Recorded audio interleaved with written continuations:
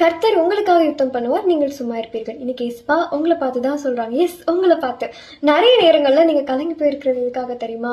நான் அந்த மனுஷங்களுக்காக எந்த கெடுதலும் பண்ணது கிடையாது, நான் எந்த துரோகமும் நினைச்சது கிடையாது, நான் எவ்வளவு நன்மை பண்ணியிருக்கேன், ஆனா அவங்க அதெல்லாம் மறந்துட்டு எனக்கு இவ்வளவு கெடுதல் பண்ணியிருக்காங்க, என்னை குறித்து இவ்வளவு தப்பா பேசுறாங்க, நான் என்ன எசப்பா பண்ணட்டும், நான் அவங்க கிட்ட போய் கேட்கட்டுமா, எனக்கு கண்டிப்பா கேட்டே ஆகணும், நான் ஆர்கியூ பண்ணட்டுமா, சண்டை போட்டுட்டுமா, அவ்வளோ கன்ஃபியூஷன் நமக்குள்ள ஓடிட்டு இருக்கோம்ல இந்த மாதிரி சமயங்கள்ல.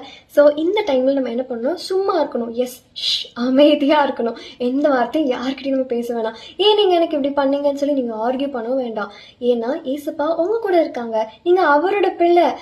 அப்பா வந்து ஒரு பிள்ளைக்காக கண்டிப்பா ஒரு ஸ்கூல்லயோ காலேஜ்லயோ வந்து கேட்பாங்க, ஏன் என் பிள்ளைய நீங்க இப்படி பண்ணீங்க, என் பிள்ளை மேல தப்பு கிடையாது. அப்போ நம்ம அப்பாவே நமக்காக இவ்வளோ வந்து கேர் பண்ணும்போது அப்ப ஏசப்பா அவங்களுக்காக எவ்வளோ கேர் பண்ணுவாங்க. அப்ப ஏசப்பா அவங்களுக்காக யார்கிட்டலாம் போய் பேச போறாங்க. ஸோ நம்ம என்ன பண்ணணும்? சும்மா இருக்கணும், அமைதியா இருக்கணும். எஸ், கர்த்தர் உங்களுக்காக